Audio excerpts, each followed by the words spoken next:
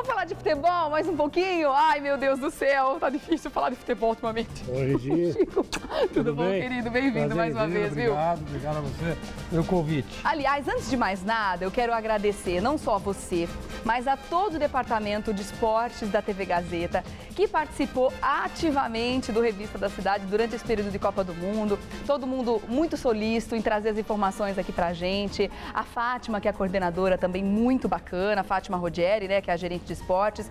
Aos apresentadores, a Michele Gianella, o Chico Lang, que está aqui comigo mais uma vez, a quem eu agradeço pessoalmente, o Flávio Prado, o Celso Cardoso, o Osmar Garrafa e o Silvestre, que ficou direto lá na Granja Comari, trazendo as informações pra gente em loco, né? É verdade. Uma cobertura bacana, né, Chico? Não, imagina, e olha, e todos nós devemos agradecer a esse grande parceiro, esse homem que realmente leva essa Fundação Casper Libero com muita picardia e com muito orgulho, né, que é o Sérgio Felipe dos Santos, com certeza. Que acreditou no trabalho da nossa equipe, né, e apostou na Copa e fizemos uma cobertura que não ficou devendo nada para ninguém. Tivemos cerca de 50 pessoas nessa cobertura, contando com jornalistas e apresentadores, a parte técnica, tudo, e não ficamos devendo para aquelas que tiveram 2.000 funcionários. Né? Então, quer dizer, foi uma coisa muito bacana, que nos encheu de orgulho. Foi um gol de placa, principalmente para a Fundação Casper Libero. É verdade. Pena que a seleção brasileira não correspondeu a esse esforço da nossa fundação, né? Que a gente esperava. É verdade. Ai, Chico. Antes da gente começar a falar sobre a coletiva e tudo mais, eu queria que você me falasse, enquanto torcedor, enquanto comentarista esportivo que é, o que você sentiu? Porque cada um teve um sentimento particular, de desolação, de humilhação, de vergonha, de um monte de coisa misturada, né? Não sei se você consegue traduzir isso em algumas palavras. O que você sentiu quando desandou a maionese geral, que a gente tomou ali aquele monte de gol em 6 minutos, 4 gols em 6 minutos, é coisa absurda. Bom, eu estava na minha casa assistindo o jogo com a minha filha e as amiguinhas dela. E aí elas ameaçaram chorar. Ficaram desesperadas, gritaram para tirar a bandeira da sacada do prédio. Aí eu virei e falei assim para elas: não chorem, porque esses vagabundos não merecem uma lágrima de vocês. Que 7-1 é o fim da picada. Aí elas olharam para mim assim, ficando tudo quietinha. Eu falei assim, vocês guardem as lágrimas para um dia que vocês precisarem chorar, vão ver um filme emocional, né, uma coisa assim, típico de mulher, né? Vai ver filme de cachorrinho, herói, chora. Então vocês vão assistir lá um filme tranquilas, todas têm uns 12 anos, 10, 12 anos por aí.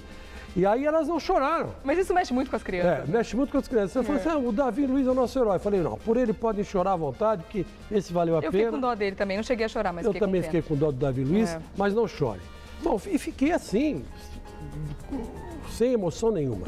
No dia seguinte, eu estou indo aqui na banca de jornal da Gazeta, que enfrenta a Gazeta, tem uma banca de jornal, ficou para umas revistas. E veio uma família perguntar para mim, uma família do professor de História, muito simpático, 3 filhos, com a mulher, com as noras e tal. Chico, o que aconteceu? Quando eu fui explicar para ele, uma lágrima escorreu.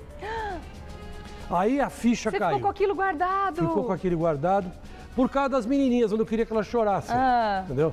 Mas a hora que eu fui falar, você se emocionou. As lágrimas escorreram. Olha só. Então, quer dizer, foi uma decepção. Você conseguiu manter a fama de durão por algum tempo só? Consegui. Pelo menos para minhas filhas lá e para as amiguinhas. Elas não viram isso. Elas não viram essa vergonha. Mas quando eu fui tentar falar, dar uma explicação racional, a emoção falou mais alto. Mas isso traduz o que todo mundo sentiu realmente, né? Agora, as explicações do depois. Vamos falar um pouquinho sobre isso. A gente tem um VT, né, do Felipão falando. Vamos assistir antes, aí a gente volta e comenta. Vamos lá. E nós trabalhamos com otimismo, Zé. Pelo seguinte, nós temos dados estatísticos que provam que depois dos jogos da Copa das Confederações, nós tivemos 9 vitórias e 1 derrota em amistosos. Nós tínhamos uma equipe preparada, sistema de jogo, tudo tranquilo. Nós tínhamos que desenvolver essa confiança nos nossos jogadores e essa confiança foi desenvolvida através dos resultados também. Nós não esperávamos naturalmente o resultado de ontem, pelo resultado catastrófico que foi em relação ao número de gols, mas um resultado normal, era uma vitória nossa ou uma vitória da Alemanha. São 2 equipes que têm grandes condições e naturalmente que pelo resultado ser de um número elevado de gols, ficará para a história desta forma. Mas não esqueçam vocês que a história também tem que registrar que o Brasil, depois de 2002, foi a primeira vez que chegou à semifinal. Então, o trabalho não foi de todo ruim, tivemos uma derrota ruim e sabemos disso. E tivemos 6 minutos em que deu uma pane geral. Mas isso não é o que imaginávamos, mas aconteceu. E em cima disso agora nós vamos trabalhar para montar o time para o jogo de sábado, que também passa a ser um dos jogos importantes para nós e um outro sonho que temos, que é terminar a competição pelo menos em 3º lugar. Claro que eu quero que você faça a sua análise em cima do que ele falou, mas eu tenho a impressão, dizendo que ele tem tudo isso, que teve trabalho, que teve... ele coloca a questão de uma forma até óbvia, né? Ele fala das coisas com uma obviedade e meio que banalizando tudo o que aconteceu. Eu tenho a impressão, quando eu ouço o Felipão falar, que ele banaliza um resultado de 7-1, como se fosse uma coisa tipo, do jogo, acontece. Como assim? Você tem razão na sua análise, é perfeito, eu também sinto a mesma coisa. Que, na verdade, é difícil você tratar com pessoas cínicas, né? Ele está sendo cínico, porque foi um vexame histórico. E se você lembra bem, nós tivemos aqui, eu tive com você aqui, e te expliquei que eu vi na Granja Comari erros de posição nos treinamentos impressionantes. Até brinquei com você e falei que entre a defesa e o meu campo tinha uma valeta e entre o meu campo e o ataque tinha outra valeta. Quer dizer, essas valetas foram ocupadas pelos alemães e ganharam da gente de 7-1. Quer dizer, o Felipão, não vou dizer que ele estava totalmente errado quando ele resolveu apostar no grupo que venceu a Copa das Confederações. Ele podia até apostar nesse grupo, mas o jeito de jogar do grupo tinha que ter mudado. E foi uma jogada, ele na Copa das Confederações colocou o time no ataque com 3 atacantes. Nessa Copa aqui, Copa do Mundo no Brasil, ele devia ter percebido que os atacantes não estavam tão bem quanto estavam naquela ocasião. O futebol tem muito coisa do momento, por isso que eu gosto de futebol. O futebol, ele se faz, né? Ele se faz no aqui e agora. Não dá para você prever nada, então você tem que sentir. Eu usei uma tática vitoriosa em tal campeonato, mas será que serve para esse? Se ele parasse um pouco para olhar e assistir com atenção aos treinos, ele poderia ver que os atacantes não estavam rendendo aquilo que ele esperava, a não ser o Neymar. Então, era a vez, e a hora e a vez, dele colocar mais marcadores, né? Fazer uma defesa mais sólida, né? Eu nem vou dizer que devia ter apostado num goleiro melhor, né? Porque, pelo amor de Deus, o Júlio César tomou 7 gols. 7 gols, e falar que nenhum foi culpa dele é muita cara de pau. 4 foram culpas dele. 4 foram culpa dele. Você pode ver que os alemães chutam e ele sai da bola. Você viu que ele levantou a mão com uma preguiça, que parecia que ele estava... O último gol foi brincadeira, até você pegava. Até o seu filhinho pegava, era só fazer assim. Do jeito que ele corre atrás de uma bola, ele pegava. Era só esticar a mão lá em cima você botar ele no ombro, ele fazia assim, ele pegava a bola. Que louco. Quer dizer, dá só um salto e pôr pra fora. Quer dizer, um goleiro ridículo, uma defesa que estava ruim, precisava ser reforçada. Então, ele tinha que ter aumentado mais gente no meio campo, mais marcadores e apostar em 1, 2 atacantes. E sempre tentar levar a coisa no contra-ataque, como fez o Parreira em 1994, que aí se criou o futebol competição. Levamos para a prorrogação e ganhamos nos pênaltis da Itália. Então, eu acho que não há vergonha em ganhar uma competição nos pênaltis. Vergonha é tomar 7 gols. Vergonha é tomar de 7-1. Então, ele não se preocupou tanto com a defesa, ele apostou. Eu sei como pensa o Felipão. O Felipão pensou assim, eu estou em casa, apoiado pela minha torcida, qualquer seleção que vier aqui se intimida. Então eu vou para cima deles e vou ganhar assim, né? No grito e na raça. Né? E no grito e na raça hoje em dia não se ganha nada. Se você pegar adversários bons que a Alemanha pegou, ela pegou a Argélia e quase apanha da Argélia, ela pegou Gana e quase apanha da Gana. Quer dizer, por quê? Porque houve um sistema de jogo preparado para o contragolpe, né? E era o que o Felipão devia ter feito desde o começo da Copa.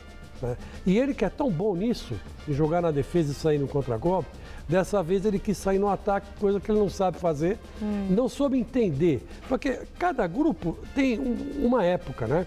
Você conheceu uma pessoa 10 anos atrás, a pessoa hoje não é a mesma que 10 anos atrás. É justamente o que eu ia comentar, que foi o caso do Fred, que teve um bom desempenho, inclusive na Copa das Confederações, antes disso, foi artilheiro do Brasileirão e tudo mais, e chegou na Copa do Mundo e virou campeão absoluto dos memes, que era a piada pronta da internet e do WhatsApp, etc. Quer dizer, ele não estava num bom momento. Você acha que o Felipão demorou para mexer, deveria ter mexido, e na hora que mexeu não deu muito certo? Por exemplo, tirou o Davi Luiz de um lado e botou no outro. Eu ouvi comentaristas dizer que você pegar um lateral e botar do outro lado é como você pegar o pé do sapato, trocar e tentar andar, que vai dar tudo errado. Nenhuma. Quando você só, o seu pé de apoio é o direito, você só usa o esquerdo e você inverte o pé do apoio, é muito difícil jogar.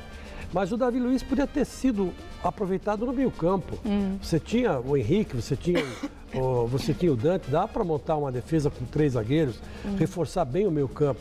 Se você pegar o jogo da Alemanha, por exemplo, que foi a tragédia total, a Alemanha tinha 7 jogadores no meio-campo. O Brasil tinha 3. Então só aí a gente perdeu de 4-3. Entramos em campo perdendo de 4-3. Teria sido menos feio, né? Então 4-3 nos gols. Se fosse assim, estava bom. Mas você vê, então, na verdade, chegamos aí, 3º ou 4º lugar. Para a história, não fica tão feio, não fica tão ruim. A análise que o Felipão faz é uma análise correta nesse aspecto, mas do jeito que perdemos para a Alemanha, né, que ficou muito ruim, que ficou marcado, né? E por isso que eu acho que ele foi cínico nessa colocação. Sabe que eu achei muito bom um dos memes que eu recebi falando sobre esse recorde absoluto, perdão, de gols que a gente tomou agora numa semifinal, né? Que a seleção toda abraçada e talvez escrito alguma coisa tipo assim, já que vamos perder, partiu o Guinness Book, já que vai, vamos fazer história logo. Entramos no Guinness Book, né? É verdade. Pena que foi por esse lado. Agora me diz uma coisa, Chico, você conhece a Dona Lúcia? Dona Lúcia não conheço. Não, mas o Parreira conhece. Conhece, Dona Lúcia. Vamos ver. Não ia comentar, mas já que o assunto surgiu, estava aqui na minha mão uma das centenas de cartas, e-mails que nós recebemos. Ela é muito extensa para ser lida no seu contexto todo. É da Dona Lúcia, que nós não conhecemos, uma torcedora simples que enviou para a FIFA e que nos enviou.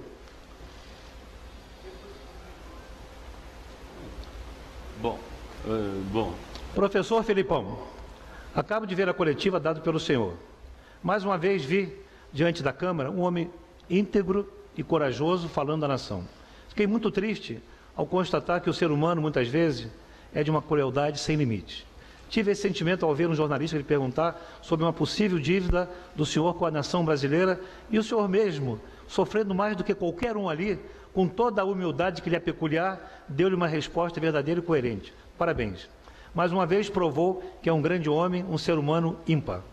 É claro, professor, que eu, como os demais brasileiros, gostaria de estar comemorando um outro resultado. Porém, sei que ninguém perde por vontade própria. Meu e-mail é apenas para agradecer os momentos de grande felicidade que o senhor e sua equipe proporcionaram a esta nação. Foram vários. Parabéns pelo seu trabalho e boa sorte nos próximos jogos. O que você achou do e-mail da Dona Lúcia? Esse e-mail da Dona Lúcia é a coisa mais estúpida e imbecil que eu já vi na minha vida. Está na cara que foi produzido por alguém e preparado para uma ocasião como essa, né? Ele disse que tinham centenas lá no colo dele. Não, isso é mentira, isso não é verdade. Então vamos atrás da Dona Lúcia, apresentem a Dona Lúcia, né? Vamos lá. E que ela fale isso da boca dela, né? Que vem aqui no seu programa, vá em outros e fale. Que seja a opinião de uma mulher, ok, mas contra tantas pessoas que estão criticando, não só criticando, mas questionando a atuação do Felipão e de toda a seleção durante o campeonato. Não foi uma boa campanha. Você sabe que é engraçado que a Rede Globo Televisão fez, assim, naquele Esporte Espetacular, uma série de entrevistas com as mães dos jogadores. Tá.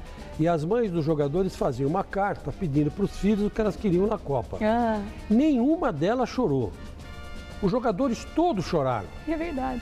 E eu fiquei pensando, falei assim, bom, acho melhor botar a mãe deles para jogar, né? Porque pelo menos são pessoas duras, são pessoas mais fortes, né? Calejadas, né? Estão lá com uma casca boa para disputar uma Copa. E todos eles choraram. Chorou o Júlio César, chorou o Thiago Silva, chorou todo mundo. Quer dizer, a única mãe que falou e o jogador não chorou foi o Davi Luiz.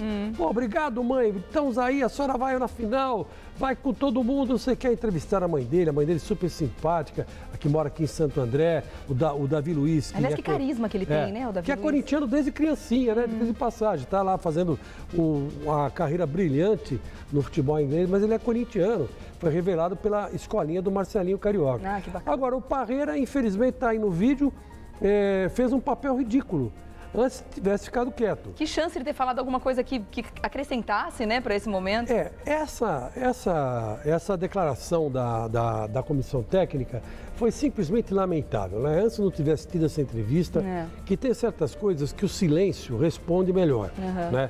Não custa nada. Eu particularmente, quando faço uma bobagem na minha vida, e eu percebo que fiz, eu peço desculpas. E viro as costas e vou embora. Espero o tempo passar, que o tempo é o melhor remédio, um monte de coisa. O tempo é o melhor remédio. Né? Era mais fácil o Felipão ter falado, eu apostei no grupo errado, eu não soube armar o jogo, eu fui para frente quando eu devia ter jogado com um pouco mais de cautela.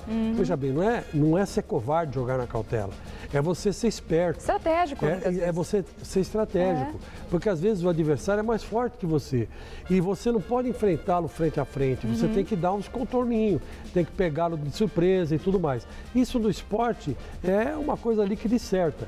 E como são 11 contra 11, às vezes o adversário que é melhor que você não está num dia bom. E aí você tira a vantagem disso, né? Mas enfim... Mas ele até chegou a assumir a culpa. A culpa é minha. Acho que para que as pessoas não vão diretamente em cima dos jogadores, tentando encontrar um bode expiatório, sei lá o quê. Ele trouxe até a responsabilidade para ele, mas tentando explicar de um jeito muito superficial e que não explica, porque tentar explicar o inexplicável é muito estranho e muito difícil. Aí ele vem com essa história de apagão. Até a gente que faz programa ao vivo, não sei se você vai concordar comigo, você sabe que isso pode acontecer. Pode. A gente vai falar alguma coisa e de repente você tem um segundo de, ai meu Deus, esqueci que eu ia falar mesmo. E aquilo, eu sinto pelo menos quando acontece isso, graças a Deus faz tempo que não acontece, mas dá até um calor assim, né? Dá um negócio, você fala, nossa, e agora? O que eu faço? Tô ao vivo, vou ter que me virar. E aí vem alguma coisa, graças a Deus você se sai, alguém em casa acaba percebendo e tudo, mas você acaba indo. Ok, um apagão, uma pessoa teve um apagão naquele momento. Agora você pegar e querer justificar que aconteceu um apagão coletivo, isso eu nunca vi acontecer. De 6 minutos. E por tanto tempo. É muito tempo. Um apagão de 6 minutos, eu sinceramente... Você já ouviu falar em apagão coletivo, assim? Tipo, galera, Não. todo mundo apagando junto? Não, nunca vi. Que viagem.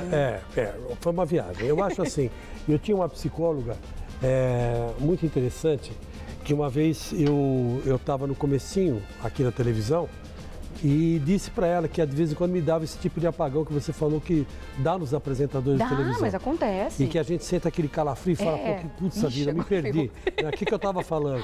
Aí ela falou assim para mim, tem um jeito só. Eu falei, qual é? Improvisa. Ué. Improvisa, você improvisa em cima. Então, se você tá... E aí que a gente conta com talento, não é? Esqueceu, aí você inventa, fala outra coisa, muda de assunto, que às vezes você seja natural. Porque se você for natural, o público nem percebe que você se atrapalhou. E a partir desse conselho, toda vez que estou num programa de televisão me dá esse tipo de apagão, e você vai ficando mais velho, isso aí aumenta, né? Um negócio impressionante, né?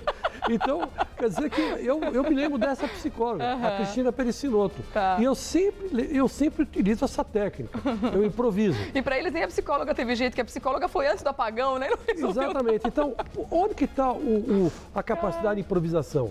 Por que um deles não caiu no chão fingindo uma contusão e dando um tempo que a seleção alemã estava com tudo? Pelo amor de Deus. Desce uma parada, né? Desce um soco na cara de um alemão, é expulso, mas para.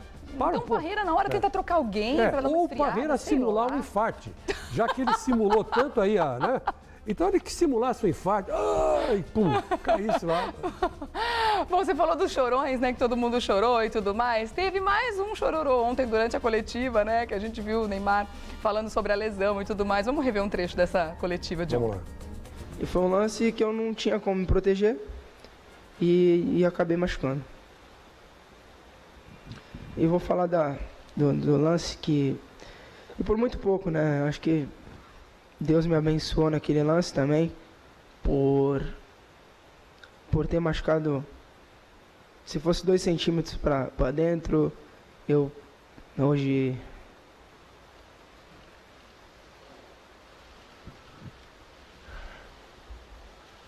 Desculpa. Eu poderia estar de cadeira de roda, né? Então é complicado você falar num lance que, num momento tão importante da minha carreira, e acabar sofrendo, mas faz parte, aconteceu e vida que segue. Bora. Neymar.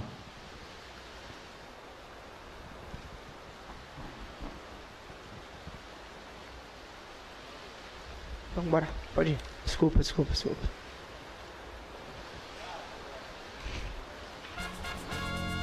Daqui a pouco o Chico comenta mais esse momento, tá bom?